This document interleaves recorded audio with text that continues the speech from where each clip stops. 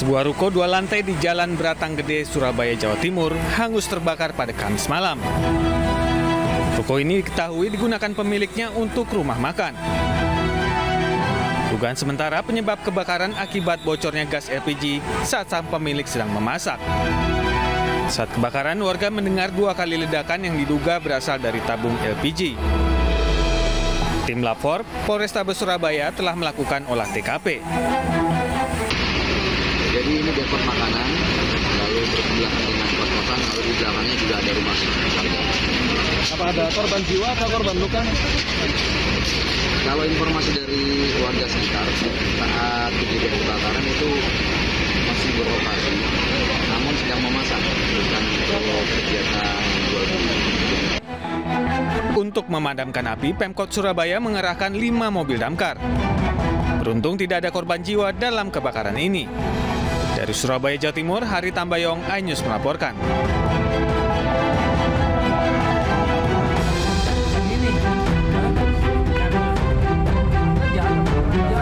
Dipimpin langsung Kapolrestabes Kota Makassar, Kombes Pol Muhammad Ngajib, Polrestabes Kota Makassar menggerebek gudang pembuatan senjata tajam jenis khusus anak panah yang terletak di Jalan Panampu, Kecamatan Talong, Kota Makassar. Dari TKP, polisi mengamankan 2 orang pembuat senjata tajam serta seorang pria parubaya yang merupakan penjaga gudang. Dari TKP, polisi pun menyita ribuan batang busur anak panah, senapan angin, badik, dan parang, serta sejumlah alat perkakas untuk pembuat senjata tajam. Ya, alhamdulillah dari hasil pelaksanaan patroli yang dilaksanakan oleh tim penikam Satsamapta Polrestabes Makassar, kita mendapatkan informasi bahwa ada gudang yang digunakan untuk membuat busur dan juga senjata tajam lainnya. Alhamdulillah bisa kita ungkap ada beberapa jenis busur dan juga ada beberapa senjata tajam dan juga ada senapan angin yang biasa digunakan untuk melakukan tawuran. Dan tadi kurang lebih ada 1.000 biji busur yang baik yang sudah jadi dan siap untuk digunakan maupun yang belum, masih bahan. Kini ketiganya bersama sejumlah barang bukti diamankan ke Polrestabes Kota Makassar untuk pemeriksaan lebih lanjut. Dari Kota Makassar, Sulawesi Selatan, Muhammad Nurboni, iNews melaporkan. Cuman busur.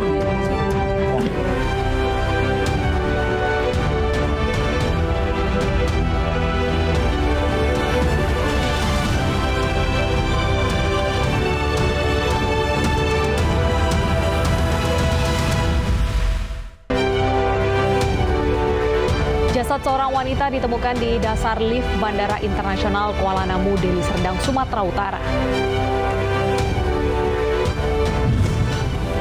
385 warga negara Indonesia yang dievakuasi dari konflik bersenjata di Sudan tiba di Bandara Soekarno-Hatta.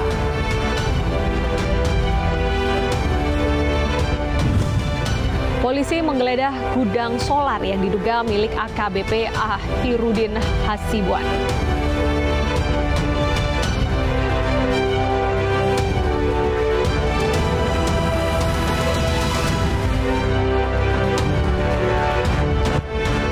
Halo, selamat siang pemirsa. Apa kabar Anda hari ini? Senang sekali saya Pram Sejaya dan rekan saya Bernadetta Ginting kembali hadir menemani Anda dalam iNews Siang hari ini. Selain 3 berita utama tadi, iNews Siang juga akan menyuguhkan beragam informasi menarik lainnya. Nah pemirsa, siang kali ini kami awali dari temuan jasad seorang wanita ditemukan di dasar lift Bandara Internasional Kuala Namu, Deli Serdang, Sumatera Utara tadi malam. Sebelumnya korban sempat terlihat panik karena pintu keluar yang terbuka berbeda dengan pintu saat ia masuk lift. Jasad seorang wanita ditemukan di bawah lift Bandara Internasional Kuala Namu, Deli Serdang, Sumatera Utara. Penemuan jasad itu bermula dari adanya laporan petugas keamanan penerbangan bandara yang mencium bau menyengat dari dalam lift. Setelah dicek oleh petugas, ada sesosok mayat wanita yang sudah membusuk di dasar lift. Setelah diidentifikasi, korban bernama Aisyah Sinta Hasibuan berusia 38 tahun. Diduga korban sudah tewas sejak 4 hari lalu.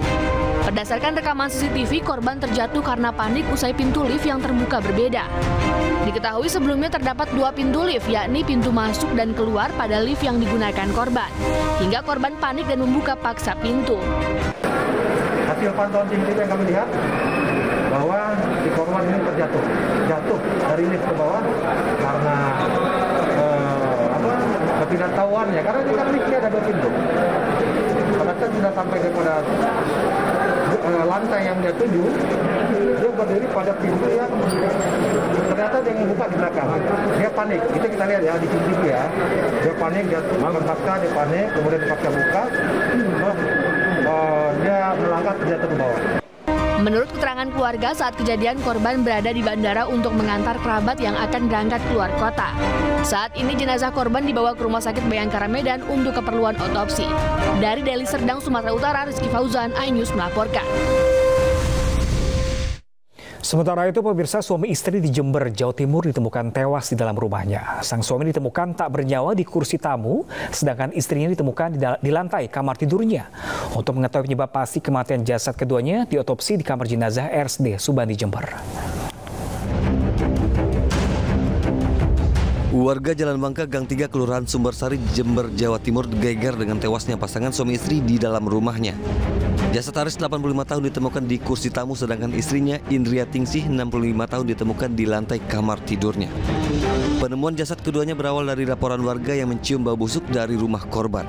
Petugas yang datang ke lokasi langsung melakukan olah tempat kejadian perkara. Tidak ditemukan tanda-tanda kekerasan pada tubuh keduanya. Diduga keduanya sudah sepekan meninggal dunia. Dan dari informasi warga bahwa penghuni rumah itu sudah 7 hari tidak ada keluar rumah. Kemudian atas penemuan kedua mayat tersebut, kita bawa ke Rumah Sakit Dr. Subandi untuk dilakukan otopsi dan pemeriksaan lebih lanjut. Posisi ditemukan awal di mana keduanya? Untuk yang laki-laki ditemukan di ruang tamu dalam kondisi duduk. Kemudian yang perempuan di lantai kamar tidur. Jasad keduanya dibawa ke kamar mayat RSUD Subandi, Jember, Jawa Timur untuk diotopsi. Kasus penemuan mayat ini ditangani Polres Jember. Dari Jember, Jawa Timur, Bambang Sugiarto, iNews melaporkan. Kita ke informasi lainnya, 385 warga negara Indonesia yang dievakuasi akibat konflik bersenjata di Sudan telah tiba di Bandara Soekarno-Hatta pada Jumat pagi. Kedatangan WNI disambut langsung oleh Menlu Retno Marsudi dan Panglima TNI Yudo Margono. Sebanyak 385 WNI tiba di Terminal 3 Bandara Soekarno-Hatta, Tangerang, Banten menggunakan pesawat Garuda Indonesia dengan rute Jeddah, Jakarta. Sebelum tiba di Indonesia, mereka ditampung di Jeddah untuk menjalani rangkaian pemeriksaan kesehatan. Pemirsa, 385 WNI terdiri dari 248 perempuan dan 137 laki-laki, serta 43 anak-anak. Pekan ini Indonesia memulai evakuasi dalam 2 tahap. Tahap pertama sebanyak 569 orang dan tahap kedua sebanyak 328 WNI. WNI yang dievakuasi hari ini dibawa ke Asrama Haji Pondok Gede, Jakarta Timur untuk diisolasi dan selanjutnya dipulangkan ke rumah masing-masing. Ini adalah ketibaan tahap pertama ke tanah air WNI yang dievakuasi dari Sudan melalui Jeddah. Mengingat perjalanan evakuasi sangat panjang dan melelahkan, maka setiba di Jakarta mereka akan diinapkan sementara di Asrama Pondok Gede sebelum dipulangkan ke daerah masing-masing. Kemenko PMK dan KL terkait telah menyiapkan layanan mulai dari pemeriksaan kesehatan hingga layanan konseling. Kementerian Sosial, Kementerian Dalam Negeri dan Pemda terkait akan memfasilitasi kepulangan ke daerah masing-masing. TNI AU yang kemarin saya berangkatkan, Boeing 737 yang sudah melaksanakan 2 kali sorti evakuasi 100 orang per sorti, dan tinggal hari ini ya mudah-mudahan situasi aman. Nah, tinggal yang 115 tadi mudah-mudahan bisa segera terangkut ke Jeddah. Memang situasi di sana karena pangkalan udara ini yang merupakan pangkalan strategis yang biasanya di dalam perang ini akan menjadi salah satu yang harus diperebutkan, ya, sehingga di dalam evakuasi juga harus menunggu jadwal saat itu aman maupun jadwal dari negara-negara lain melaksanakan.